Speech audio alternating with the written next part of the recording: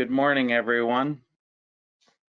Thank you very much for joining us today to mark the Day of Mourning. The vigils we're holding this year to mark the National Day of Mourning will be virtual, yet another way that COVID-19 has changed the way we live and work.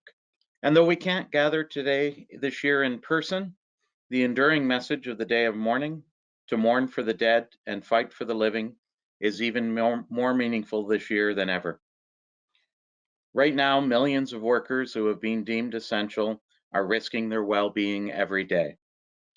Millions of people across the country go to their jobs, hoping that others are taking all the right precautions.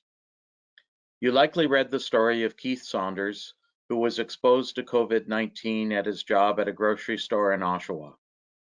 Keith passed away at the age of 48.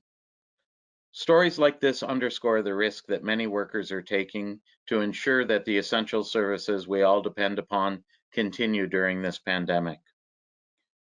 We are still reeling at the accounts of care workers at the Pinecrest Nursing Home in Bobcaygeon, where 29 of the 65 residents have died and 32 staff members have tested positive for the virus. These same workers are now reporting that no precautions were being taken and sick residents were not being separated from healthy ones until after 16 people had died.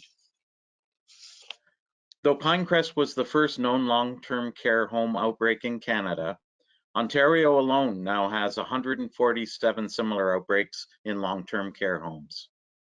Residents, their family members, and staff have spoken out about the appalling living and working conditions in these homes during the pandemic. In fact, it's so bad that the Ontario Nurses Association had to go to court over these conditions. Last week, they won a court order to force one private company that runs many long-term care homes to provide personal protective equipment.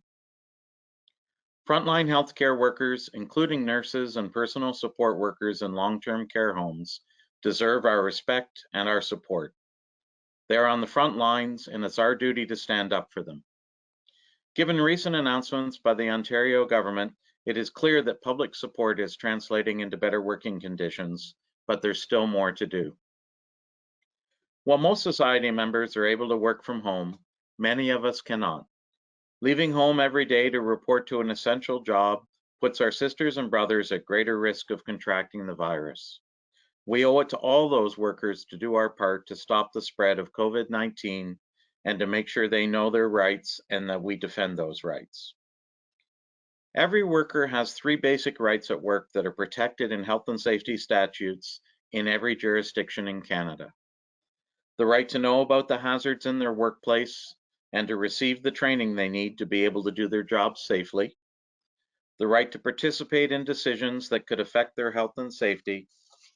And finally, the right to refuse work that could endanger their health and safety or that of others. This is a serious, sometimes necessary step that no worker takes lightly.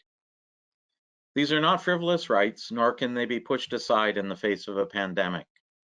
In fact, this pandemic highlights where these rights need to be strengthened. There are over 1,000 workers who lose their lives every year in this country, and many more workers whose lives have been changed forever because of something that happened in the workplace. The best way to pay tribute to these workers is to do our best to protect others. Once this crisis is over, we must recommit to fighting for fair wages, adequate paid sick leave, and proper job protections for all workers. As workers, retirees, leaders, activists, and allies, we must continue to come together to make every workplace safe and healthy for everyone. On this day of mourning, and in the context of this global pandemic, we once again come together to commit ourselves to mourn for the dead and fight for the living. I ask you now to join me in taking a moment of silence to honor the dead and fight for the living.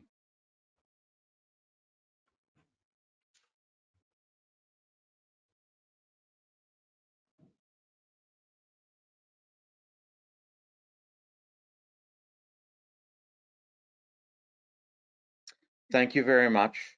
And this concludes our Day of Mourning ceremony. Thank you, everyone.